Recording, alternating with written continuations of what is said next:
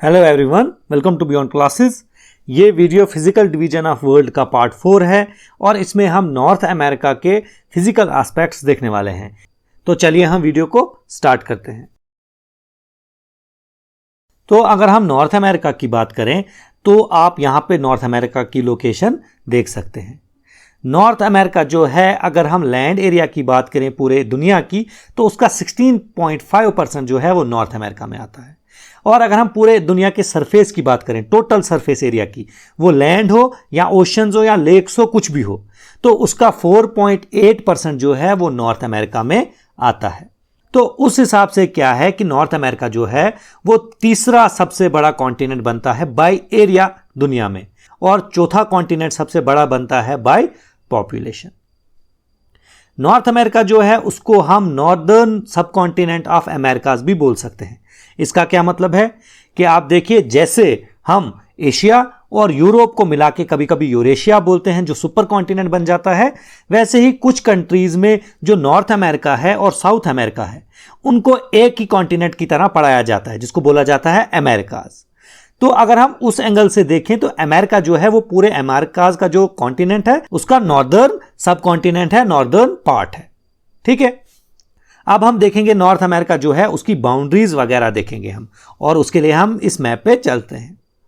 आप देख सकते हैं कि नॉर्थ अमेरिका जो है उसके नॉर्थ में है आर्कटिक ओशन, उसके वेस्ट में अगर हम देखें तो पैसिफिक ओशन है, ईस्ट में अगर हम देखेंगे तो अटलांटिक ओशन है, और साउथ में है यहां पे कैरिबियन सी, और यहां पे आपको दिख रहा है साउथ अमेरिका। जो बेरिंग स्ट्रेट है, यहां पे है बेरिंग स्ट्रेट, ये एशिया जो यहां पे है, एशिया का एरिया सारा, ये रशिया है, इसके बाद सारा एशिया है। ये एशिया और नॉर्थ अमेरिका को ये अलग करता है। स्ट्रेट क्या होता है? स्ट्रेट वो छोटी सी बॉडी ऑफ वाटर होती है जो दो बड़ी बॉडीज ऑफ वाटर्स को जोड़ती है और जो दो बड़े बॉडी ऑफ लैंड को अलग करती है। जैसे यहां पे आर्कटिक ओशन और पैसिफिक ओशन को बेरिंग स्ट्रेट जोड़ रहा है, ये है बॉडीज ऑफ वाटर जिनको ये जोड़ती है, और एशिया और नॉर्थ अमेरिका को ये अलग कर रहा है ना, बेरिंग स्ट्रेट। तो दो लैंड मासेस को ये अलग भी करती है, उसको बोलते हैं स्ट्रेट। ठीक है, उसके बाद आप यहां पे चलते हैं। आप यहां पे एक पॉइंट देख सकते हैं, ये है ग्रीनलैंड। आपको पता होगा कि ग्रीनलैंड जो है वो पॉलिटिकली यूरोप में आता है, यहां से है ना यूरोप, जो नॉर्थ अमेरिका है उसके ईस्ट में यूरोप है। तो ये ग्रीनलैंड जो है वो डेनमार्क का हिस्सा है जो एक यूरोपियन कंट्री है, लेकिन फिजिकली ये कहां पे लोकेटेड है? ये नॉर्थ अमेरिका में लोकेटेड है, क्योंकि नॉर्थ अमेरिका की जो टेक्टोनिक प्लेट है उस पे ग्रीनलैंड आता है। तो फिजिकली तो ये नॉर्थ अमेरिका का हिस्सा है, लेकिन पॉलिटिकली ये यूरोप का हिस्सा है। तो अगर हम फिजिकली देखें तो नॉर्थ अमेरिका और यूरोप जो है उसको डिवाइड कौन करता है? यहां पे है स्ट्रेट ऑफ डेनमार्क, आइसलैंड और ग्रीनलैंड के बीच में, ये इन दो कॉन्टिनेंट्स को डिवाइड करता है। और अगर हम साउथ में जाएं तो साउथ में हम देखते हैं यहां पे है इस्थमस ऑफ पनामा, ये नॉर्थ अमेरिका और साउथ अमेरिका को आपस में जोड़ता है। इस्थमस क्या होता है? इस्थमस वो एक बॉडी ऑफ लैंड होती है जो दो बड़ी बॉडीज ऑफ लैंड्स को जोड़ती है और दो बड़ी बॉडीज ऑफ वाटर्स को अलग करती है। तो इस्थमस अगर हम देखें तो आपको पता है कि नॉर्थ अमेरिका और साउथ अमेरिका जो दो लैंड मासेस है उनको जोड़ रही है, लेकिन यहां से कैरिबियन सी अगर हम देखें उसको, और यहां पे जो सदर्न पैसिफिक ओशन है उनको अलग कर रही है, तो वो होता है इस्थमस। तो इस केस में कौन सा आता है? Isthmus of Panama. तो एक यहां पे मैं आपको एक इंफॉर्मेशन दे दूं कि ये जो है ये है गल्फ ऑफ मैक्सिको, आपको दिख रहा है। यहां पे ये जो जगह है इसको बोलते हैं हडसन बे, यहां पे है सी ऑफ लेब्राडोर, और यहां पे है बोफोर्ट सी, इसको बोलते हैं, यहां पे जो है इसको बोलते हैं गल्फ ऑफ कैलिफोर्निया। ठीक है, और यहां पे है गल्फ ऑफ सेंट लॉरेंस, और ये हैं ग्रेट लेक्स, इनके बारे में हम आगे पढ़ेंगे। तो यहां तक क्लियर है? तो जैसे मैंने कहा ग्रीनलैंड जो है वो डेनमार्क का हिस्सा है जो एक यूरोपियन कंट्री है। इस्थमस ऑफ डेरियन या इस्थमस ऑफ पनामा एक ही चीज है। ठीक है, ये एक ही चीज के दो नाम है। एक चीज यहां पे और देखने की है कि नॉर्थ अमेरिका को 3 हिस्सों में डिवाइड किया जाता है। नदर्न अमेरिका जो कनाडा, यूएस और कभी कभी मैक्सिको भी इसमें आता है। दूसरा है सेंट्रल अमेरिका, जिसमें ये नीचे वाली कंट्रीज हंडुरस वगैरह जो हैं वो आती हैं, और कभी कभी इसमें मैक्सिको भी आता है। तो इसका क्या मतलब है, कभी कभी आप जो मैक्सिको है वो आपको मिलेगा कभी नॉर्दर्न अमेरिका में इंक्लूडेड, कभी वो मिलेगा आपको सेंट्रल अमेरिका में इंक्लूडेड। ठीक है, जैसे अफगानिस्तान है, अफगानिस्तान को कभी सेंट्रल एशिया में इंक्लूड किया जाता है, कभी सदर्न एशिया या इंडियन सब कॉन्टिनेंट में इंक्लूड किया जाता है। तो यहां पे ऐसी कोई स्ट्रिक्ट डेफिनेशन नहीं है। और तीसरा एरिया जो आता है वो है यहां पे कैरिबियन का एरिया, जो कैरिबियन के आसपास जो एरिया है उसको बोलते हैं कैरिबियन का एरिया। ठीक है, तो ये 3 हिस्से हैं नॉर्थ अमेरिका के। यहां पे एक बात देखने की है, नॉर्थ अमेरिका और नदर्न अमेरिका डिफरेंट है, या नॉर्दर्न अमेरिका जिसको हम बोलेंगे वो डिफरेंट है। नॉर्थ अमेरिका तो आपको पता है ये पूरा एक कॉन्टिनेंट है, लेकिन नदर्न अमेरिका जो है वो नॉर्थ अमेरिका का नदर्न पार्ट है। ठीक है, जिसमें कनाडा तो आता ही है, यूएस तो आता ही है, लेकिन कभी कभी मैक्सिको भी आता है। अगर एक्सट्रीम पॉइंट्स की बात करें तो दिनाली जो है, जिसको माउंट मैकिनली भी कहा जाता था पहले, जो अलास्का में है, वो इस कॉन्टिनेंट का सबसे हाईएस्ट पार्ट है। ठीक है, हाईएस्ट पॉइंट माउंट दिनाली कहां पे, अलास्का। अलास्का यहां पे है। अलास्का तो फिजिकली कनाडा का साथ जुड़ा है ना, ऊपर वाली जो कंट्री है यहां पे ये कनाडा है, लेकिन ये एक्चुअल में पॉलिटिकली यूएस का हिस्सा है, जो यहां पे है। यूएस जो है इसका हिस्सा है ये। ठीक है, एक स्टेट है यूएस की अलास्का, तो उसमें है ये माउंट दिनाली या माउंट मैकिनली, जो पूरे नॉर्थ अमेरिका का सबसे ऊंचा पॉइंट है। और अगर हम सबसे डीप पॉइंट की बात करें, लोवेस्ट पॉइंट की बात करें, तो वो है डेथ वैली। डेथ वैली कहां पे है, कैलिफोर्निया में मोहावे डेजर्ट है, वहां पे डेथ वैली है। ये सबसे लोवेस्ट पॉइंट। आप ये देखिए, ये सिर्फ 86 मीटर्स या 282 फीट अबोव सी लेवल है। ठीक है, तो यहां तक क्लियर है। इंट्रोडक्शन था यहां पे नॉर्थ अमेरिका तक। आगे हम देखेंगे अब नॉर्थ अमेरिका की फिजिकल डिवीजन्स। तो यहां पे आप देख सकते हैं कि नॉर्थ अमेरिका को 5 फिजिकल डिवीजन्स में डिवाइड किया गया है। सबसे पहली फिजिकल डिवीजन है वेस्टर्न माउंटेन रीजन। वो यहां से जो ये एरिया है सारा, ये है वेस्टर्न माउंटेनियस रीजन। उसके बाद है ग्रेट प्लेन्स या इंटीरियर प्लेन्स। तो येलो में यहां पे है इंटीरियर प्लेन्स या ग्रेट प्लेन्स। उसके बाद आता है ये एरिया, ये जो हॉर्स शू की शक्ल का है, इसको बोला जाता है कैनेडियन शील्ड। उसके बाद है वेरीड साउथ ईस्टर्न रीजन। यहां पे है varied south eastern region. Varied का मतलब क्या है, इसमें डिफरेंट डिफरेंट फिजिकल फीचर्स आते हैं, वो हम देखेंगे आगे। उसके बाद है कैरिबियन। कैरिबियन तो मैंने आपको बोला, कैरिबियन ये एरिया सारा है, इसको बोलते हैं कैरिबियन। इसको हम इस मैप में भी आराम से देख सकते हैं। आप देखिए यहां पे पहाड़ पहाड़ दिख रहे हैं, तो ये है वेस्टर्न माउंटेनियस रीजन। उसके बाद आया ग्रेट प्लेन्स, ये बीच में आए ग्रेट प्लेन्स।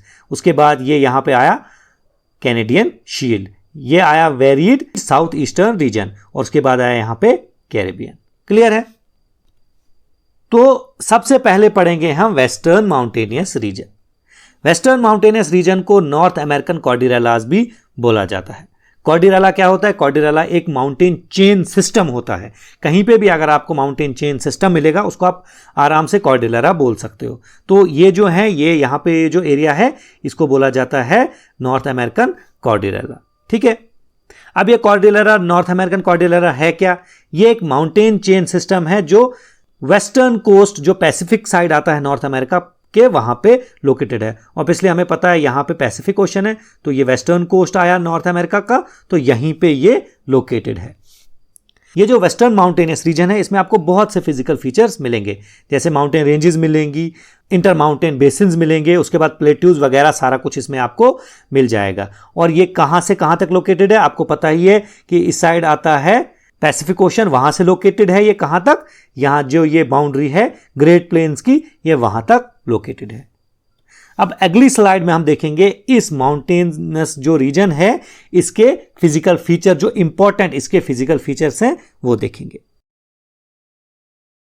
जो वेस्टर्न माउंटेनियस रीजन है नॉर्थ अमेरिका का, उसका सबसे इंपॉर्टेंट फीचर, और पूरे अमेरिका की भी अगर हम बात करें तो उसका one of the most important feature क्या है, रॉकी माउंटेन्स, जिसको हम रॉकीज भी बोलते हैं। रॉकीज जो है वो लगभग 3000 किलोमीटर की एक स्ट्रेट लाइन बनाते हैं। कहां से, ब्रिटिश कोलंबिया के वेस्टर्न मोस्ट पार्ट से। ब्रिटिश कोलंबिया कनाडा में पड़ता है। ठीक है, तो यहां से लगभग स्टार्ट हो जाते हैं, यहां से, इस एरिया से। यहां पे है ब्रिटिश कोलंबिया जो कनाडा का हिस्सा है, कनाडा की एक प्रोविंस है, तो ये लगभग यहां से स्टार्ट होते हैं। ये जो ब्रुक्स रेंज है, इसको भी कभी कभी इसमें इंक्लूड किया जाता है, लेकिन जनरली नहीं किया जाता है। तो अगर हम देखें तो यहां लगभग यहां से स्टार्ट हो जाते हैं। ठीक, और ये कहां तक पहुंचते हैं, लगभग न्यू मैक्सिको तक, जो यूएस में है। न्यू मैक्सिको जो है वो मैक्सिको में नहीं आता है, अमेरिका में एक जगह है, तो लगभग वो यहां तक है। ठीक है, तो आप देख सकते हैं यहां तक ये जो पूरी रेंज है इसको बोला जाता है रॉकी माउंटेन्स। रॉकी माउंटेन जो है उसका हाईएस्ट पार्ट है, उसका हाईएस्ट पीक है माउंट एल्बर्ट। ये जो माउंट एल्बर्ट है ये भी यूएस में ही लोकेटेड है। और ये जो माउंटेन है ये रिलेटिवली यंग है। रिलेटिवली यंग होने का क्या मतलब है, ये लगभग 80 to 55 मिलियन ईयर एगो बने हैं। जियोलॉजिकल टर्म्स में अगर देखें तो ये पीरियड उतना बड़ा नहीं होता है, ये यंग माउंटेन्स है। जैसे इंडिया के हिमालयन माउंटेन्स है वो भी रिलेटिवली यंग माउंटेन्स है। ठीक है, बल्कि इंडिया का जो सबसे नया फिजिकल फीचर है, सबसे यंग फिजिकल फीचर है वो है नदर्न प्लेन्स। उसके बाद जो सेकंड नंबर पे आता है वो है हिमालयाज। ठीक है, वैसे ही ये भी काफी नए माउंटेन्स हैं, यंग माउंटेन्स है। उसके बाद जो सेकंड इंपॉर्टेंट फीचर आता है इसका वो है कास्केड माउंटेन्स। कास्केड माउंटेन्स आप देख सकते हैं यहां पे, ये रॉकीज माउंटेन के साथ ही यहां पे इस एरिया में है। ठीक है, ये वेस्टर्न नॉर्थ अमेरिका में आते हैं। ये भी लगभग ब्रिटिश कोलंबिया से स्टार्ट हो जाते हैं और वॉशिंगटन जो यूएस की एक स्टेट है वहां से होते हुए, ऑरिगॉन से होते हुए ये भी एक स्टेट है, और कैलिफोर्निया तक पहुंच जाते हैं। ठीक है, ये एरिया है। और इस माउंटेन रेंज की जो सबसे हाईएस्ट पीक है वो कौन सी है, माउंट रेनर। और ये जो कास्केड माउंटेन्स है ये पैसिफिक रिंग ऑफ फायर का एक हिस्सा है। पैसिफिक रिंग ऑफ फायर क्या है, आप यहां पे देखिए इस फोटो में, ये जो सारा एरिया है ये है पैसिफिक रिंग ऑफ फायर। इसको ऐसा क्यों बोला जाता है, क्योंकि इस एरिया में बहुत से वॉल्केनोज हैं और इस एरिया में बहुत से अर्थक्वेक्स आते हैं। आपको पता है, देखो यहाँ पे जापान जो है वो भी इसी एरिया में लोकेटेड है, तो कितने अर्थक्वेक आपको पता है यहाँ पे आते रहते हैं। और यहाँ पे इंडोनेशिया वगैरह है, तो इस एरिया में बहुत से वॉल्केनोज हैं, बहुत सी टेक्टोनिक एक्टिविटीज होती हैं, तो इसीलिए इसको बोला जाता है Pacific ring of fire. Obviously ये जो पैसिफिक ओशन है ये इसी का कोस्ट है ना, उसका सारा एरिया इसको बोला जाता है पैसिफिक रिंग ऑफ फायर। तो यहां पे जो है लगभग इस एरिया में है कास्केड माउंटेन्स यूएस के, जो इसी का एक हिस्सा है। तो पैसिफिक रिंग ऑफ फायर का एक हिस्सा होने की वजह से क्या है कि लगभग 200 साल के अंदर अंदर, पिछले 200 साल के अंदर अंदर कॉन्टेजियस यूएस में जितने भी वॉल्केनोज इरप्ट हुए हैं वो इन्हीं माउंटेन्स में हुए हैं। कॉन्टेजियस यूएस स्टेट का मतलब क्या है, जो मेनलैंड यूएस है, क्योंकि यूएस में बहुत सी टेरिटरीज आती हैं जो इसके बाहर भी हैं, मेनलैंड के बाहर। ये तो है ना मेनलैंड यूएस, लेकिन अलास्का देखिए आप, ये मेनलैंड में नहीं है। पैसिफिक ओशन में हवाई भी है एक जगह जो यूएस की एक स्टेट है, लेकिन वो भी कंटेजियस यूएस में नहीं आती है। तो कंटेजियस यूएस में लगभग 200 साल पहले से जो भी एरप्शन हुई है वो इसी रेंज में हुई है। और लेटेस्ट अगर हम देखें तो वह है लेसन पीक में हुई है, वो है 1914 से लेके 1921 तक हुई है। दूसरा है माउंट सेंट हेलन, वहां पे भी हुई है जो 1980 में इरप्शन हुई है। वॉल्केनिक इरप्शन की बात हो रही है ना। ठीक है, तो आगे बढ़ते हैं हम। नेक्स्ट इंपॉर्टेंट माउंटेन रेंज जो इस वेस्टर्न माउंटेनियस रीजन में आती है वो है अलास्का रेंज। यहां पे है अलास्का रेंज, और ये कहां पे आती है, ये जो यूएस स्टेट ऑफ अलास्का है उसके साउथ सेंट्रल रीजन में। ये है साउथ सेंट्रल रीजन, यहां पे है south central region of Alaska, ये वहां पे है।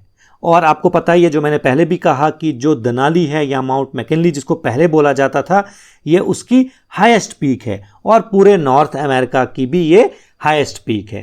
ठीक है, नेक्स्ट इंपॉर्टेंट माउंटेन रेंज है इस एरिया में वो है सियरा नवाडा।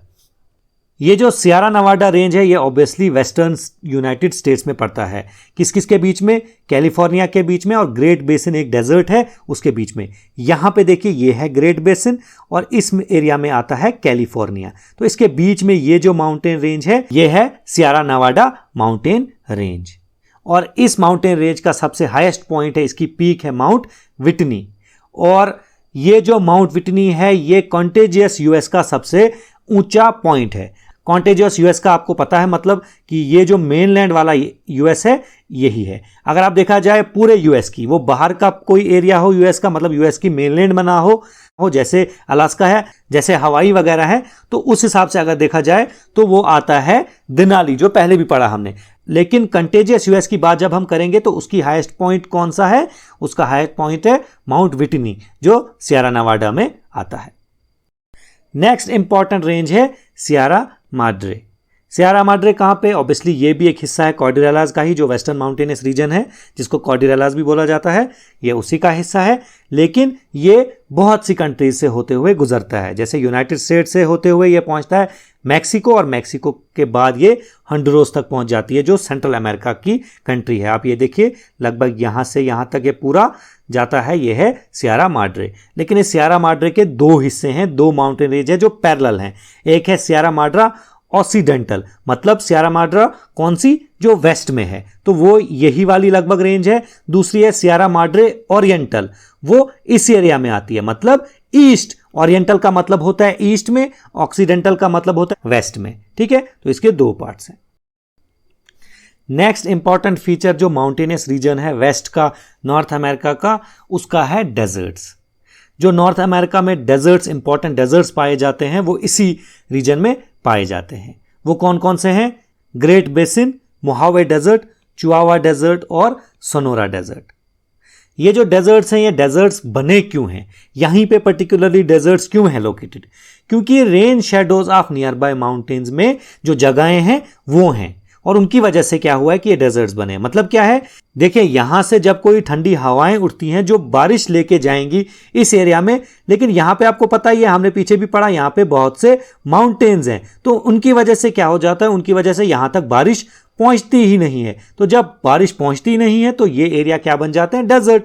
और दूसरी वजह क्या है कि माउंटेन्स की वजह से जो प्रेसिपिटेशन होती है वो तो ब्लॉक हो ही जाती है, मतलब बारिश वगैरह तो ब्लॉक हो ही जाती है। उसकी वजह से क्या होता है कि movement of hot dry wind जो होती है वो भी बढ़ जाती है, तो उसकी वजह से ये डेजर्ट्स बन गए हैं। सोनोरा डेजर्ट जो है वो कोस्ट रेंज के रेन शेडो में आता है। मतलब क्या है? आपको पता है यहां पे ये जो दिख रहा है ये है सोनोरन डेजर्ट, और यहां पे एक रेंज है जिसका नाम है कोस्ट रेंजेस। ठीक है, उसकी वजह से यहां तक बारिश पहुंचती नहीं है, तो इसके रेन शेडो में ये आता है। ग्रेट बेसिन की अगर हम बात करें या मोहावे डेजर्ट की बात करें तो वो सियारा नवाडा के रेन शेडो में आते हैं। यहां पे है ग्रेट बेसिन और ये छोटा सा डेजर्ट है मोहावे डेजर्ट, और इस एरिया में हमने जैसे पीछे पढ़ा सियारा नवाडा है। उसकी वजह से क्या हो जाता है कि यहां पे इस जगह पे कोई भी बारिश नहीं होती है। उसके बाद अगर हम चिहुआहुआ की बात करें तो ये सियारा माड्रे जो रेंज है उसके रेंज शेडो में आता है। यह है चिहुआहुआन डेजर्ट, और हमें पता है यहाँ पे सियारा माड्रे पूरा यहाँ हंडुरास तक जाता है, तो इसकी वजह से इस एरिया में कोई भी बारिश नहीं होती है। तो और जब बारिश नहीं होती है तो ये डेजर्ट बन जाते हैं। अब कुछ इंपॉर्टेंट पॉइंट्स इन डेजर्ट के बारे में हम देखते हैं। जो ग्रेट बेसिन डेजर्ट है वो कोल्ड डेजर्ट है। ठीक है, यहाँ पे जो ग्रेट बेसिन डेजर्ट है ये एक कोल्ड डेजर्ट है। चिहुआहुआन डेजर्ट जो है वो सबसे बड़ा डेजर्ट है, लेकिन एक हॉट डेजर्ट है। मतलब हॉट डेजर्ट्स में से सबसे बड़ा डेजर्ट कौन है? Chihuahuan Desert. ठीक है, और ये कहां पे लोकेटेड है? ये यूएस में भी आता है इसका कुछ हिस्सा, और मैक्सिको में भी आता है इसका कुछ हिस्सा। उसके बाद सोनोरन डेजर्ट जो है वो भी obviously south western United state में आता है कुछ हिस्सा, और मैक्सिको के नॉर्थ वेस्ट में भी आता है कुछ हिस्सा। ठीक है, मैक्सिको की अगर हम बाउंड्री देखें तो आप यहां देखें, ये है मैक्सिको की बाउंड्री। ठीक है, लगभग एरिया यही है। और ये सोनोरन डेजर्ट जो है वो सेकंड लार्जेस्ट हॉट डेजर्ट है पूरे नॉर्थ अमेरिका में। सबसे गर्म हॉटेस्ट डेजर्ट जो नॉर्थ अमेरिका में है वो है मोहावे डेजर्ट, जो कहां पे लोकेटेड है? कैलिफोर्निया में। और आपको पता है, जैसे हमने पीछे भी पढ़ा, कि डेथ वैली जो है लोवेस्ट पॉइंट है पूरे नॉर्थ अमेरिका का, वो इसी डेजर्ट में लोकेटेड है। और डेथ वैली का एक हिस्सा है जिसको बोला जाता है फर्नेस क्रीक। फर्नेस क्रीक एक बहुत इंपॉर्टेंट जगह है, क्योंकि दुनिया का आज तक का हाईएस्ट टेम्परेचर जो है वो यहीं पे रिकॉर्ड किया गया है। वो कितना था? 56.7 डिग्री सेल्सियस। इसी की वजह से ये सबसे हॉट डेजर्ट बन जाता है पूरे नॉर्थ अमेरिका में, और one of the hottest desert बन जाता है पूरी दुनिया में। अब देखेंगे हम दूसरा फीचर नॉर्थ अमेरिका का, या दूसरी फिजिकल डिवीजन नॉर्थ अमेरिका की, जो क्या है? Great Plains of North America या इंटीरियर प्लेन्स। इंटीरियर प्लेन इनको क्यों बोलते हैं? क्योंकि यहां पे जो ईस्टर्न रीजन है ना, उसमें भी कुछ प्लेन्स आते हैं, तो इनको डिफरेंशिएट करने के लिए ग्रेट प्लेन्स को इंटीरियर प्लेन्स बोला जाता है। ये जो ग्रेट प्लेन्स है इनका एक्सटेंट कहां तक है? ये पूरे रॉकीज से स्टार्ट होते हैं, ये है ना यहां से रॉकीज, ये यहां से स्टार्ट हो जाते हैं और पूरा कैनेडियन शील्ड तक जाते हैं। यहां पे आपको पता है ये है कैनेडियन शील्ड। और ये अपलाचियन माउंटेन यहां पे रेंज है, एक यहां से स्टार्ट होते हैं और पूरा नॉर्थ यहां पे एक बोफोर्ट सी है जो मैंने पीछे भी कहा, वहां तक जाते हैं। ये इसकी एक्सटेंट थी, ठीक है। और अगर हम देखें तो ये जो ग्रेट प्लेन्स है इनका जो मेजॉरिटी पार्ट है वो क्या है, वो जनरली स्मूथ है विद ग्रासलैंड्स, इसमें बहुत बड़े बड़े ग्रासलैंड्स हैं और शैलो रिवर वैलीज। हम देखेंगे आगे जब रिवर्स पढ़ेंगे कि इस एरिया से बहुत से रिवर्स गुजरते हैं, तो इसकी वजह से ये लैंड जो है ये पूरी फर्टाइल, काफ़ी फर्टाइल लैंड बन जाती है।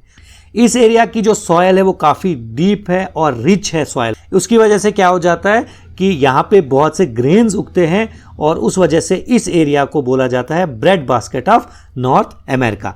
मतलब सबसे ज़्यादा अनाज पूरे नॉर्थ अमेरिका के लिए इसी एरिया से निकलता है, ठीक है। Next physical feature north America का है कैनेडियन शील्ड, और जिसको लॉरेंटियन प्लेट्यू भी बोला जाता है। आपको पता है ये रेड में जो है ये है पूरा कैनेडियन शील्ड। कैनेडियन शील्ड जो है वो एक raised but relatively flat plateau है। मतलब क्या है, ऊंचा, ऑब्वियसली प्लेट्यू जो होता है वो ऊंचा ही होता है, लेकिन फ्लैट है, काफ़ी ये फ्लैट, इसमें चोटियां बहुत कम हैं, तो ये एक फ्लैट प्लेट्यू है।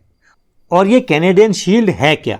देखिए कैनेडियन शील्ड क्या है, यहां पे जैसे लिखा है exposed portion of continental crust of North America, जिसको बोला जाता है नॉर्थ अमेरिकन क्रेटॉन। मतलब क्या है, देखिए आपको पता है जो हमारी अर्थ है उसकी 3 लेयर्स हैं, क्रस्ट, मेंटल, कोर। जो क्रस्ट है वो सबसे ऊपर वाली लेयर है, लेकिन हम जिस पे रहते हैं ना वो डायरेक्ट क्रस्ट थोड़ी होता है। क्रस्ट के ऊपर बहुत सी मिट्टी वगैरह होती है, उसके ऊपर हम बसे हुए हैं। लेकिन ये जो कैनेडियन शील्ड है ये एक्सपोज्ड एरिया है उस क्रस्ट का, मतलब इस एरिया में बहुत ही कम मिट्टी है, अगर है भी तो कहीं। आप इस फोटो में देख सकते हैं, यहां पे देखिए आप, ये सारा जो एरिया है ये इसी का एरिया है कैनेडियन शील्ड का। इस एरिया में तो फिर भी मिट्टी है, तभी तो यहां पे पेड़ वगैरह हैं, लेकिन आप ये वाला एरिया देखिए, ये पूरा एक्सपोज्ड हिस्सा है ना। तो इसीलिए इसको बोला जाता है exposed portion of north American craton, मतलब एक्सपोज्ड पोर्शन ऑफ क्रस्ट, ठीक है। अब ये ग्रेट लेक से होते हुए पूरा आर्कटिक ओशन तक जाता है। यहां पे देखिए ये हैं ग्रेट लेक्स और यहां पे है आर्कटिक ओशन, ये पूरा यहां तक चलता है और लगभग कनाडा का इसमें पूरा आधा हिस्सा आ जाता है और कुछ थोड़ा सा हिस्सा इसमें यूनाइटेड स्टेट्स का भी आता है। इस एरिया में जो ह्यूमन पॉपुलेशन है वो काफ़ी कम है, लेकिन यहाँ पे जो माइनिंग होती है वो बहुत ज़्यादा होती है। उसकी वजह क्या है कि यहाँ पे वर्ल्ड्स रिचेस्ट सोर्स किसके मिलेंगे आपको, मिनरल ओर्स के। यहाँ पे आपको बहुत ज़्यादा डिपॉजिट्स मिलेंगे, निकल के, गोल्ड के, सिल्वर के और कॉपर के, ठीक है। Next physical feature north America का है साउथ ईस्टर्न रीजन। ये सारा जो है यहाँ पे जो ब्लैक से मार्क है ये है सारा साउथ ईस्टर्न रीजन। इस साउथ ईस्टर्न रीजन के 2 हिस्से हैं, तभी इसको बोला जाता है वेरीड साउथ ईस्टर्न रीजन, मतलब अलग अलग डिफरेंट रीजन इसमें आते हैं। एक है बहुत इंपॉर्टेंट माउंटेन रेंज जो नॉर्थ अमेरिका की है, वो है अपलाचियन माउंटेन रेंज। दूसरा है कोस्टल प्लेन्स। तो अपलाचियन माउंटेन रेंज जो है ये एक ऑब्वियसली सिस्टम ऑफ माउंटेन्स है जो कहाँ पे हैं, eastern to north eastern areas of North America, जो कनाडा और यूएस का एरिया कवर करते हैं। आप ये देखिए यहाँ से है यूएस का एरिया और यहाँ से है कनाडा का एरिया, तो ये है जो है ये बीच में ये है अपलाचियन माउंटेन्स। ये जो माउंटेन्स हैं ये दुनिया के जो पुराने, सबसे पुराने माउंटेन्स हैं उनमें से एक है। जैसे इंडिया का जो हिस्सा है ना, कौन सा, जो इंडिया का सदर्न प्लेट्यू है उसमें जो माउंटेन्स है वो काफ़ी पुराने माउंटेन्स है, वैसे ही ये जो अपलाचियन माउंटेन्स है ये भी काफ़ी पुराने माउंटेन्स है। अगर आपको फिजिकल डिवीजन ऑफ इंडिया पूरा डिटेल में पढ़ना है with the help of maps और जितना भी हमने कोशिश किया, सारा अपडेटेड डेटा उसमें डाला है, तो उस सीरीज का लिंक आपको ऊपर आई बटन में मिल जाएगा, आप उसको ज़रूर चेकआउट कीजिए। तो अपलाचियन माउंटेन जो थे ये कभी रॉकीज या एल्प्स जो हैं यूरोप में उनके जितनी हाइट इनकी हुआ करती थी, लेकिन ऑब्वियसली ये बहुत पुराने हैं। रॉकीज जो है वो नए हैं और एल्प्स जो है वो भी नए हैं, तो ये इसलिए ऊंचे हैं क्योंकि ये नए माउंटेन्स हैं, इनकी उतनी इरोजन नहीं हुई है। लेकिन जो ऑब्वियसली बहुत ज़्यादा पुराने माउंटेन्स हैं तो उनमें उतनी ही इरोजन भी हुई होगी। जैसे हमने पढ़ा कि अपलाचियन माउंटेन बहुत पुराने माउंटेन्स हैं, तो उसकी वजह से क्या है, उसकी वजह से ये है कि इनमें बहुत ज़्यादा इरोजन हुई है, इसकी वजह से ये काफ़ी शॉर्ट हैं। आप देखिए इनकी जो हाईएस्ट माउंटेन पीक है वो क्या है, वो सिर्फ 2037 मीटर्स की है, माउंट मिचेल जिसको बोला जाता है। नेक्स्ट फीचर है साउथ ईस्टर्न रीजन का, वो है कोस्टल प्लेन्स। कोस्टल प्लेन क्या होता है? ऑब्वियसली समंदर के किनारे के जो एरियाज होते हैं उनको कोस्टल प्लेन्स बोला जाता है, और ये काफी लो लेइंग होते हैं, मतलब समंदर से ज्यादा ऊंचे नहीं होते हैं। तो कोस्टल प्लेन को भी दो हिस्सों में डिवाइड किया जा सकता है नॉर्थ अमेरिका के जो कोस्टल प्लेन्स हैं। एक है अटलांटिक कोस्टल प्लेन्स, दूसरा है गल्फ वाले। अटलांटिक कोस्टल प्लेन्स कौन से हुए? जिसमें ईस्ट कोस्ट ऑफ यूएस और कनाडा आता है, मतलब ये वाला हिस्सा जो है लगभग ये इसमें आता है। उसके बाद गल्फ कोस्ट में कौन कौन सी आती हैं? Coastal cities of US and Mexico. इसको गल्फ क्यों बोला जाता है? क्योंकि यह है ना गल्फ ऑफ मैक्सिको, इसके आसपास वाले ये जो कोस्टल एरियाज हैं इनको बोला जाता है गल्फ कोस्ट। ठीक है, इसमें ऑब्वियसली मैक्सिको का भी कुछ एरिया आता है क्योंकि यहां से लगभग नीचे मैक्सिको आता है, और यूएस को भी कुछ एरिया आता है क्योंकि ये जो एरिया है ये लगभग यूएस का एरिया है। जैसे मैंने पहले ही कहा कि कोस्टल प्लेन्स की जो एलिवेशन होती है वो काफ़ी कम होती है, तो इनकी एलिवेशन सिर्फ लगभग जो एवरेज एलिवेशन है वो है 200 मीटर्स अबोव सी लेवल्स। और ये जो एरिया है इसमें काफ़ी स्वाम्प्स और मार्शेस है, मतलब ये काफ़ी दलदली एरिया है। और इस एरिया का एक बहुत इंपॉर्टेंट फीचर है, वो क्या है? Florida Everglades. फ्लोरिडा एवरग्लेड्स क्या है? ये largest wetland system in United states है, मतलब यूनाइटेड स्टेट्स अमेरिका में सबसे ज़्यादा बड़ा जो वेटलैंड सिस्टम है, मतलब जहाँ पे दलदली एरिया होता है या लेक्स बहुत ज़्यादा होती हैं उसको बोला जाता है वेटलैंड सिस्टम। तो वो फ्लोरिडा में पाया जाता है, सदर्न फ्लोरिडा में, मतलब ये है, ये लगभग जो है ये हिस्सा है फ्लोरिडा का, ये जो एरिया है ये है स्टेट ऑफ फ्लोरिडा, और इसके सदर्न हिस्से में फ्लोरिडा एवरग्लेड्स पाए जाते हैं। Okay, next physical feature of North America है, जो लास्ट पांचवी physical feature of North America है, वो है कैरिबियन रीजन। कैरिबियन रीजन क्या है? ये एक रीजन है नॉर्थ अमेरिका में जिसमें कैरिबियन सी, उसकी सराउंडिंग्स के कोस्ट और आइलैंड्स भी आते हैं। अब ये देखिए यहाँ पे कैरिबियन सी आता है, तो इसके आइलैंड वगैरह जो हैं, और कभी कभी इन कोस्ट को भी इसमें इंक्लूड किया जाता है, लेकिन ये हिस्सा जो है वो साउथ अमेरिका का है, तो ये हम उसी टाइम पढ़ेंगे। लेकिन इसमें ये जो आइलैंड्स वगैरह हैं, ये जो सारा एरिया है ये इसमें आता है कैरिबियन में। ठीक, ये जो कैरिबियन रीजन है वो कहाँ पे लोकेटेड है एक्चुअल में? ये south east of gulf of Mexico में है, मतलब गल्फ ऑफ मैक्सिको यहाँ पे है, इसके साउथ ईस्ट में आता है। और ये जो अमेरिकन मेनलैंड है इसके भी ये यहाँ पे कहाँ पे आता है? साउथ ईस्ट में।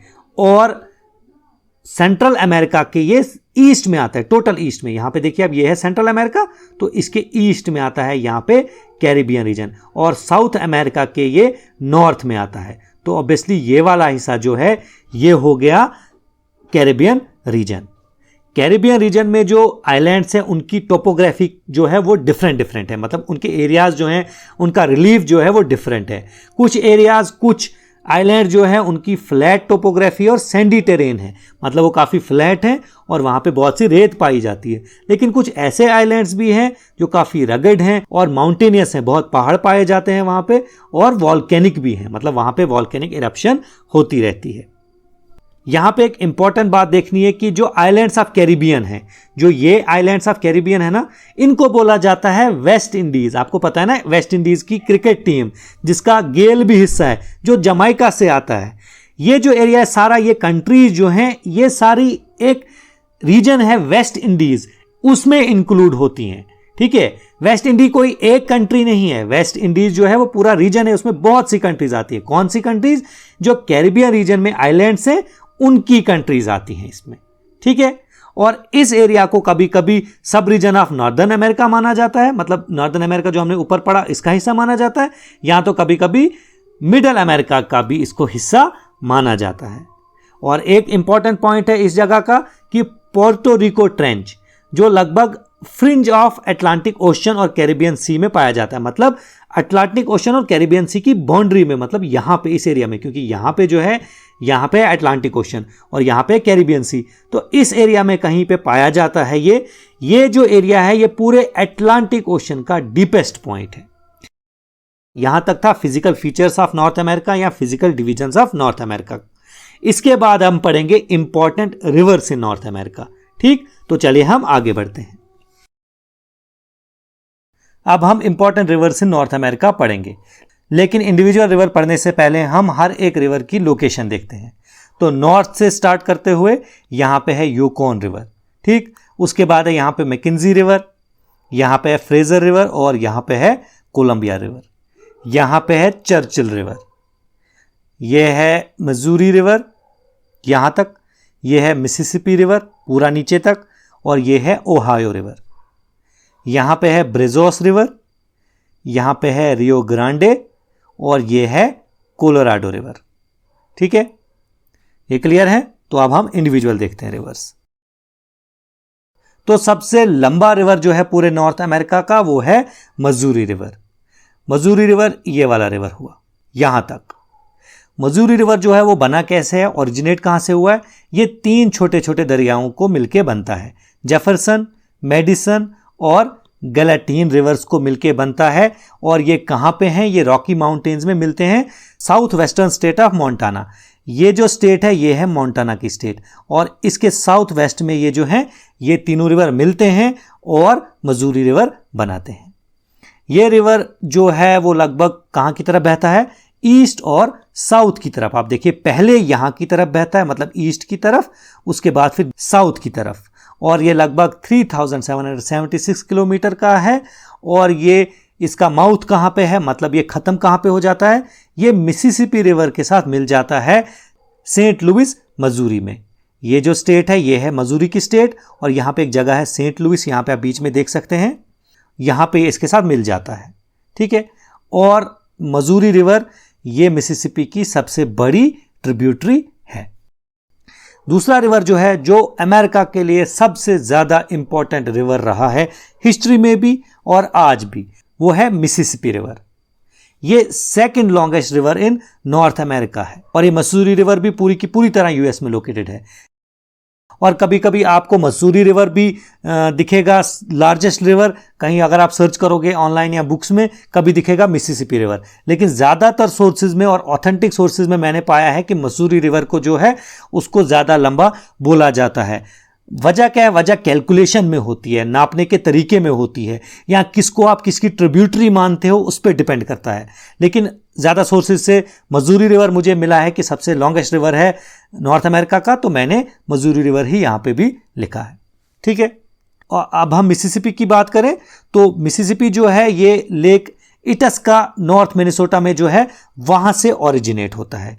यहाँ ये एरिया जो है ये स्टेट है मिनेसोटा की स्टेट। यहाँ पे एक लेक है, यहाँ पे दिख रहा है आपको छोटा सा लेक, ये है इटस्का लेक, यहाँ से ओरिजिनेट होता है। और लगभग 3730 किलोमीटर चल के फिर ये एक मिसिसिपी डेल्टा बनाता है। याद रखना ये दरिया डेल्टा बनाता है और काफ़ी बड़ा डेल्टा बनाता है, और गल्फ ऑफ मैक्सिको में जाके ये गिरता है। यहाँ पे देखिए ये यहाँ पे गल्फ ऑफ मैक्सिको में एक डेल्टा बनाता है और गल्फ ऑफ मैक्सिको में ये मिल जाता है। इसकी बहुत इंपॉर्टेंट ट्रिब्यूटरीज कौन सी हैं? जैसे हमने पहले ही पढ़ा, मसूरी रिवर, उसके बाद मिनेसोटा रिवर, उसके बाद Arkansas river, Ohio river, Wisconsin river, Illinois river etcetera. America का जो ये एरिया है ये बहुत इंडस्ट्रियलाइज एरिया है। ये पूरा यूएस जो है वो ऑब्वियसली पूरी कंट्री जो है वो पूरी इंडस्ट्रियलाइज्ड कंट्री है, लेकिन उसका ये वाला हिस्सा जो है जो साउथ ईस्ट का एरिया है सबसे ज़्यादा इंडस्ट्रियलाइज्ड है। और इस एरिया की सबसे इंपॉर्टेंट और सबसे बिजिएस्ट जो कमर्शियल वाटरवे है वो इसी दरिया से बनती है, मिसिसिपी रिवर से बनती है। ठीक है, अब मिसिसिपी रिवर की हम छोटी सी एक ट्रिब्यूटरी के बारे में पढ़ेंगे, वो है ओहायो रिवर। आपको यहाँ पे दिख रहा है ये है ओहायो रिवर। ओहायो रिवर जो है वो सिर्फ 1579 किलोमीटर्स लॉन्ग है, और ये रिवर भी पूरी की पूरी तरह यूएस में ही लोकेटेड है। ये रिवर जो है ये बना कैसे है, ये ओरिजिनेट कहाँ से होता है? ये 2 छोटे छोटे दरियाओं को मिलके बनता है। एलिगेनी या एलिजेनी एक रिवर है, दूसरा मनोनगहेला रिवर है, ये उनको मिलके बना हुआ है। ठीक है, तो आगे बढ़ते हैं और दूसरे रिवर्स देखते हैं। नेक्स्ट इंपॉर्टेंट रिवर है सेंट लॉरेंस रिवर। ये रिवर शायद मैंने पीछे आपको मैप में नहीं दिखाया, तो यहाँ पे आप देख सकते हैं, यहाँ पे है सेंट लॉरेंस रिवर। ये किस एरिया में है?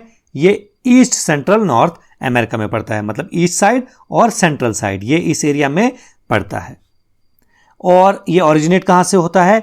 ये रिवर ओरिजिनेट होता है लेक ऑन्टारियो से। ये लेक ऑन्टारियो क्या है? ये ग्रेट लेक्स का वन ऑफ द लेक है। ये ग्रेट लेक जो है सारी यूएस और कनाडा में जो आती हैं, इनके बारे में हम आगे पढ़ेंगे, important lakes in North America. तो एक लेक है उनमें से लेक ओंटारियो, ये छोटी सी यहाँ पे लेक है, ये वहाँ से ओरिजिनेट होता है। और ये गल्फ ऑफ लॉरेंस, मैंने पीछे कहा था आपको पहले, गल्फ ऑफ लॉरेंस कहाँ पे है, जो अटलांटिक ओशन का हिस्सा है, ये वहाँ पे गिर जाता है। इस दरिया की दो बहुत इंपॉर्टेंट चीज़ें आपको याद रखनी है, एक ये कि ये ग्रेट लेक्स और अटलांटिक ओशन को आपस में जोड़ता है, और एक सीवे है जो ग्रेट लेक से अटलांटिक ओशन तक जाती है, ये उसका मेन हिस्सा है, ठीक है। और दूसरी इंपॉर्टेंट बात यह है कि ये कुछ हिस्सा यूएस और कनाडा की बाउंड्री का भी बनाता है, और ज़्यादातर ये बहता कहाँ से है, ये ज़्यादातर बहता कनाडा से है, लेकिन इसका छोटा सा हिस्सा यूएस में भी आता है, ठीक है। नेक्स्ट रिवर अगर हम देखें तो वो है रियो ग्रांडे, या जिसको रियो ब्रावा भी बोला जाता है। रियो जो है, रियो का मतलब होता है दरिया, ठीक। ये लॉन्गेस्ट रिवर इन मैक्सिको है, और ये अमेरिका में भी बहता है और मैक्सिको में भी बहता है, मतलब साउथ वेस्टर्न अमेरिका में बहता है और मैक्सिको के नॉर्थ में बहता है। यहां पे है ये जो है रियो ग्रांडे, है ना। रियो ग्रांडे जो है ये भी बाउंड्री बनाता है दो कंट्रीज की, किसकी किसकी बाउंड्री बनाता है, यूएस के बीच में और मैक्सिको के बीच में। और ये ओरिजिनेट कहाँ से होता है, सैन जुआन माउंटेन्स हैं कहाँ पे, कोलोराडो में, ये वहां से ओरिजिनेट होता है। और ये स्टेप्स डेजर्ट वगैरह से होते हुए और एग्रीकल्चरल रीजन जो हैं मैक्सिको के, अमेरिका के, वहाँ से होते हुए ये बहता है और उनको वाटरिंग करता है, मतलब वहाँ पे पानी पहुँचाता है, और फिर फाइनली गल्फ ऑफ मैक्सिको में ये भी गिरता है, ठीक है। यहाँ पे हमें पता है कि गल्फ ऑफ मैक्सिको है। नेक्स्ट रिवर है जो हम पढ़ेंगे वो है कोलोराडो रिवर। कोलोराडो रिवर जो है वो भी लगभग इसी एरिया में है, कहाँ पे, साउथ वेस्टर्न यूएस और नॉर्थ वेस्टर्न मैक्सिको में, यहाँ पे है Colorado river. Colorado river originate कहाँ से होता है, ये ला पॉर्डे पास से ओरिजिनेट होता है, जो सदर्न रॉकी माउंटेन्स में पाया जाता है, जो कोलोराडो में है।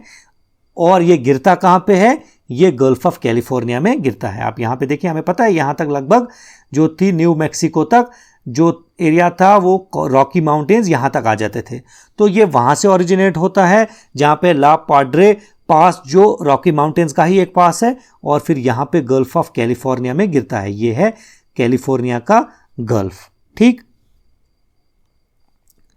तो ये बहुत एरिड एरिया से ज़्यादातर गुजरता है। एरिड मतलब जहाँ पे क्या होता है, जहाँ पे डेजर्ट ज़्यादा होते हैं। एरिड एरिया जो होता है वो अक्सर डेजर्ट वाला एरिया होता है, तो ये कोलोराडो रिवर वहीं से ज़्यादा गुजरता है। और ये बहुत सी चीज़ों के लिए फेमस है, जैसे कैनियंस। कैनियंस क्या होते हैं, बहुत ज़्यादा डीप खाई जो होती है उसको कैनियंस बोलते हैं। जो बड़ी खाई होती है, चौड़ी भी काफ़ी होती है और लंबी भी काफ़ी होती है, उसको बोलते हैं कैनियन। उसके लिए बहुत मशहूर है ये। दूसरा वाइट वाटर रैपिड्स, उसका मतलब क्या है, आपने देखा होगा राफ्टिंग जहाँ से करते हैं ना, तो वो क्या होता है, पानी वहाँ से बहुत तेज़ चलता है और वाइट कलर का होता है, तो उसको बोलते हैं वाइट वाटर रैपिड्स। ये उसके लिए भी बहुत मशहूर है। और इसके आसपास मतलब ये गुजरता है लगभग 11 यूएस के नेशनल पार्क से।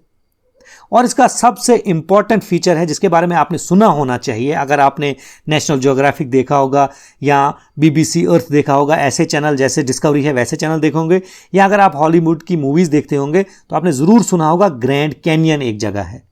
ये उसके लिए बहुत मशहूर है।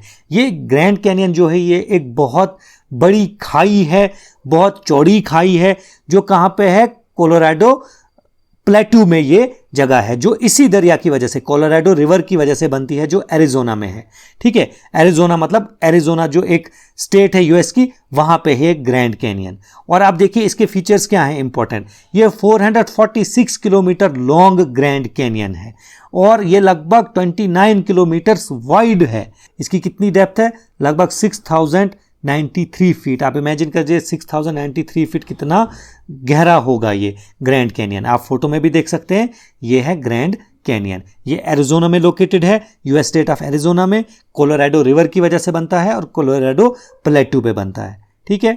अब हम आगे बढ़ते हैं और बाकी रिवर जो बचते हैं उनको पढ़ेंगे। नेक्स्ट इंपॉर्टेंट रिवर जो नॉर्थ अमेरिका में है वो है मैकेंजी रिवर। मैकेंजी रिवर कहाँ पे है, मैकेंजी रिवर जो है वो लॉन्गेस्ट रिवर है कनाडा का और सेकंड लार्जेस्ट ड्रेनेज बेसिन इसी का बनता है पूरे नॉर्थ अमेरिका में। मतलब लॉन्गेस्ट रिवर कनाडा का भी है और सेकंड लार्जेस्ट ड्रेनेज बेसिन जो है पूरे नॉर्थ अमेरिका में वो इसी का बनता है। और इससे बड़ा किसका है? मिसिसिपी रिवर का। ड्रेनेज बेसिन क्या होता है ये मैंने आपको बहुत बार समझाया है। ड्रेनेज बेसिन वो एरिया होता है जहां से किसी दरिया में ट्रिब्यूटरीज पानी लेके आती हैं या डिस्ट्रीब्यूटरीज पानी लेके जाती हैं, सारे एरिया को बोला जाता है ड्रेनेज बेसिन। तो इस हिसाब से पूरे नॉर्थ अमेरिका में सबसे बड़ा ड्रेनेज बेसिन है मिसिसिपी रिवर का और सेकंड लार्जेस्ट किसका है? Mackenzie river. और मैकेंजी रिवर लॉन्गेस्ट रिवर है कनाडा में। आप यहां पे देखिए ये है Mackenzie river. Mackenzie river originate Great Slave Lake से होता है और बेफोर्ट सी में गिर जाता है जो आर्कटिक ओशन का हिस्सा है। यहाँ पे है ग्रेट स्लेव लेक, इसके बारे में हम आगे लेक्स में पढ़ेंगे। और यहाँ पे है बेफोर्ट सी जो मैंने पहले भी आपको बोला ये आर्कटिक ओशन का ही हिस्सा है, तो यहां पे गिरता है। और एक इंपॉर्टेंट बात इसकी ये भी है कि ये उन रिवर्स में से जो आर्कटिक ओशन में गिरते हैं नॉर्थ अमेरिका से, उनमें से सबसे लंबा रिवर यही है। मतलब नॉर्थ अमेरिका के कॉन्टिनेंट में से जितने भी दरिया गिरते हैं आर्कटिक ओशन में, बाकी मैंने उनको इसमें इंक्लूड नहीं किया क्योंकि वो छोटे छोटे रिवर्स हैं, उनमें से सबसे बड़ा ये रिवर है मैकेंजी रिवर। ठीक है, नेक्स्ट रिवर है यूकोन रिवर। यूकोन रिवर यहां पे है, यहां से देख सकते हैं आप, ये है यूकोन रिवर। ये obviously north west north America में लोकेटेड है, तो इस एरिया में ये लोकेटेड है। और इसका जो ओरिजिन है वो कहाँ से होता है? ये होता है लेवेलिन ग्लेशियर जो है वो एटलिन लेक के पास जो है ब्रिटिश कोलंबिया में, ये वहाँ से ओरिजिनेट होता है। आपको पता है मैंने पहले भी बोला कि कनाडा की ये जो इस एरिया में आता है ये स्टेट, ये है ब्रिटिश कोलंबिया। ठीक है, ये वहां पे एक लेवेलिन ग्लेशियर है जो एटलिन लेक का एक हिस्सा है, ये वहां से ओरिजिनेट होता है। और ये गिरता कहां पे है? ये बेरिंग सी में गिरता है जो पैसिफिक ओशन का हिस्सा है। बेरिंग सी वही जिसका हिस्सा बेरिंग स्ट्रेट है जो एशिया और नॉर्थ अमेरिका को अलग करता है। और ये इसका मेन जो ज्यादातर हिस्सा है वो कहां से गुजरता है? वो अलास्का से गुजरता है। आपको पता ही है अलास्का जो है यूएस की स्टेट है और कनाडा से भी यूकोन रीजन जो है कनाडा का, वहां से भी ये गुजरता है। कोलंबिया रिवर जो है वो largest river flowing into Pacific Ocean from North America है। मतलब क्या है? नॉर्थ अमेरिका से जो भी रिवर पैसिफिक ओशन में गिरते हैं, पैसिफिक ओशन में जाते हैं, उनमें से सबसे बड़ा रिवर कौन सा है? Columbia river. आप ये देखिए यहां पे है कोलंबिया रिवर। ठीक है, ये लेक कोलंबिया से ओरिजिनेट होता है जो रॉकी माउंटेन्स में पाई जाती हैं ब्रिटिश कोलंबिया में, और ये यूएस स्टेट से भी होके गुजरता है। मतलब यूनाइटेड स्टेट्स की जो कुछ स्टेट हैं जैसे वॉशिंगटन और ओरेगन, वहां से भी गुजरता है और ये फिर पैसिफिक ओशन में चला जाता है। और स्नेक रिवर जो है वो इसकी सबसे बड़ी ट्रिब्यूटरी है। उसके बाद आया चर्चिल रिवर। ये भी पूरे का पूरा कनाडा में लोकेटेड है और ये चर्चिल लेक से ओरिजिनेट होता है और हडसन बे में गिरता है। आप ये देखिए ये है चर्चिल रिवर, यहां पे है चर्चिल लेक, वहां से ओरिजिनेट होता है। और हडसन बे यहां पे है, जैसे मैंने आपको पहले इंट्रोडक्शन में बताया, हडसन बे ये वहां पे गिर जाता है उसमें। उसके बाद आया फ्रेजर रिवर। फ्रेजर रिवर जो है वो भी पूरी की पूरी तरह कनाडा में लोकेटेड है। ये फ्रेजर पास से ओरिजिनेट होता है जो ब्लैक रॉक माउंटेन्स पे एक जगह है, एक पास है, और जो ब्लैक रॉक माउंटेन्स वो भी रॉकी माउंटेन्स का ही हिस्सा है और ये स्ट्रेट ऑफ जॉर्जिया में गिर जाता है। आप यहाँ पे देखिए फ्रेजर रिवर यहाँ से ओरिजिनेट होता है, यहाँ से होते हुए फिर ये यहाँ पे है स्ट्रेट ऑफ जॉर्जिया, ये वहाँ पे उसमें गिर जाता है। ठीक है, तो ये थे important rivers in North America. अब हम पढ़ेंगे इसके बाद important lakes in North America. अब हम पढ़ेंगे important lakes in North America, और सबसे इंपॉर्टेंट लेक्स जो नॉर्थ अमेरिका में है वो है Great Lakes of North America. Location आपको पता है, मैंने पीछे बहुत बार बताया, यहां पे भी आप देख सकते हैं, ये हैं Great Lakes of North America. अब ये ग्रेट लेक्स हैं क्या? ये group of 5 fresh water lakes हैं। मतलब ये टोटल 5 लेक्स हैं और फ्रेश वाटर लेक्स हैं, सैलाइन नहीं है, मतलब नमकीन पानी नहीं है, ये फ्रेश वाटर लेक्स हैं। और जो कहां पे पड़ता है? Boundary between US and Canada. मतलब ये जो लेक्स हैं ये कनाडा और यूएस की बाउंड्रीज पे आती हैं, ये 5 की 5 लेक्स। ठीक है, जो ग्रेट लेक्स हैं ये largest group of fresh water lake by area on earth है। अगर मतलब एरिया के हिसाब से देखा जाए तो ये जो लेक्स हैं ये सबसे बड़ा ग्रुप्स ऑफ लेक्स है दुनिया में, लेकिन सेकंड बाय टोटल वॉल्यूम मतलब पानी कितना है इन लेक्स में, उसके हिसाब से ये दूसरे नंबर पे हैं। लेकिन पहले नंबर पे कौन सी है? पहले नंबर पे एक ही लेक है जिनमें इन पांचों के लेक का पानी मिला के ज्यादा पानी है। वो कौन सी है? लेक बैकाल, जो एशिया में पाई जाती है। उसकी जो वॉल्यूम है वो दुनिया में सबसे ज्यादा है।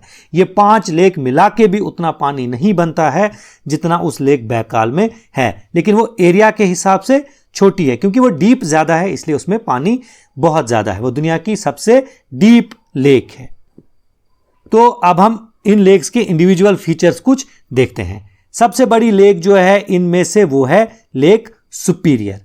ये लार्जेस्ट फ्रेश वाटर लेक है दुनिया में सरफेस एरिया के हिसाब से अगर देखा जाए, मतलब एरिया के हिसाब से, पानी के हिसाब से नहीं, पानी इसमें कितना है उस हिसाब से नहीं, एरिया के हिसाब से अगर देखा जाए तो ये सबसे बड़ी लेक है दुनिया में एरिया के हिसाब से, और थर्ड लार्जेस्ट बाय वॉल्यूम। अगर पानी के हिसाब से देखा जाए तो थर्ड लार्जेस्ट है। और इसका जो पानी है, इसका जो आउटलेट है वो कहां पे जाता है? वो लेक ह्यूरॉन में जाता है, जो इन्हीं में से एक लेक है। आप ये देखिए, यहां पे है लेक सुपीरियर और यहां पे है लेक ह्यूरॉन। तो यहां से पानी जाता है लेक ह्यूरॉन में, और किस दरिया से? सेंट मेरीज रिवर से होते हुए। दूसरी जो लेक है वो है लेक मिशिगन। इस लेक का सबसे इंपॉर्टेंट पॉइंट यह है कि इन 5 में से सिर्फ ये एक लेक है जो पूरी की पूरी तरह यूएसए में लोकेटेड है, यूनाइटेड स्टेट्स ऑफ अमेरिका में। ये पूरी की पूरी तरह, देखिए यहां पे, ये पूरी की पूरी तरह यूनाइटेड स्टेट्स में लोकेटेड है। लेकिन जो बाकी हैं, बाकी 4 जो हैं वो शेयर करती हैं border between United states and Canada.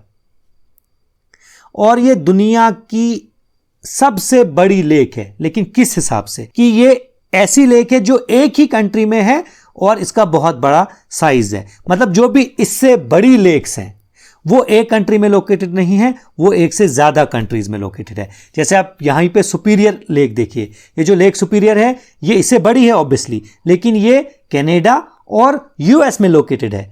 इसका मतलब है वो लेक्स जो सिर्फ एक कंट्री में लोकेटेड है, उनमें से सबसे बड़ी लेक जो है वो लेक मिशिगन है। ठीक, उसके बाद आया lake Huron, one of the 5 great lakes, हमें पता ही है। और ये लेक जो है ये कनेक्टेड है with Lake Michigan through Strait of मैकिनेक।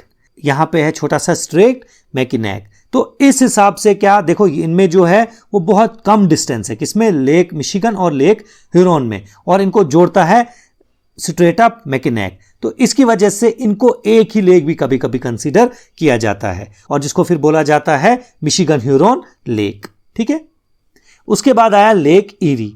ये सबसे शैलो लेक है इनमें से। शैलो मतलब ये उतनी गहरी नहीं है, और smallest lake by volume, volume के हिसाब से अगर देखा जाए मतलब कितना पानी है, तो ईरी जो लेक है इन 5 लेक में से उसमें सबसे पानी कम है।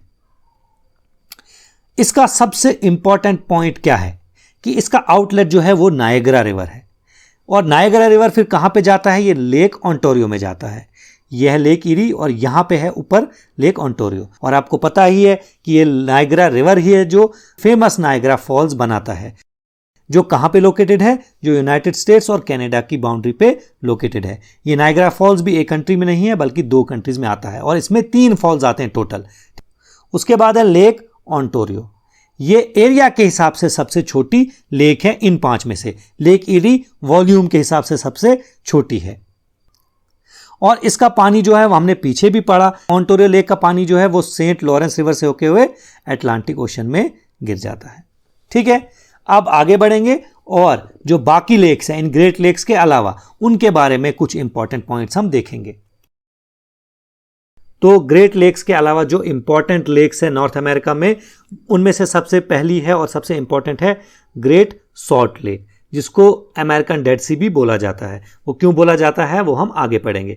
ये लोकेटेड कहां पे है? ये यूएस स्टेट ऑफ यूटा में लोकेटेड है। ठीक है, यहां पे है ग्रेट सॉल्ट लेक, और इसका एक इंपॉर्टेंट फीचर ये है कि ये लार्जेस्ट सॉल्ट लेक है वेस्टर्न हेमिस्फेयर में।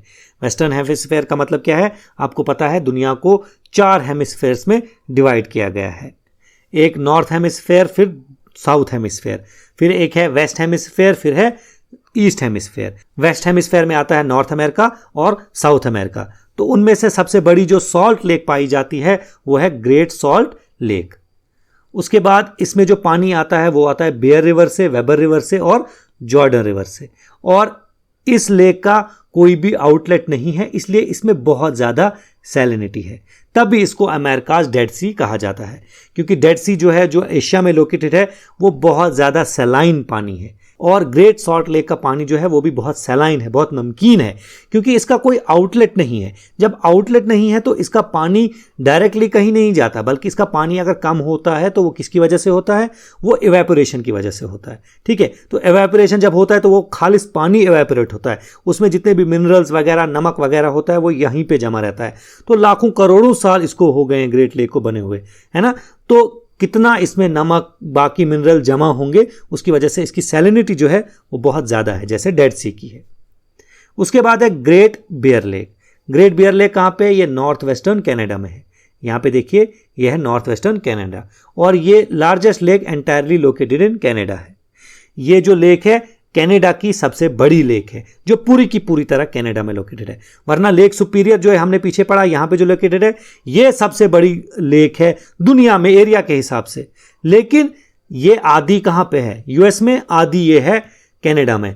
तो ये पूरी कनाडा में लोकेटेड तो नहीं है। तो कनाडा में जो सबसे बड़ी लेक लोकेटेड है वो है ग्रेट बियर लेक।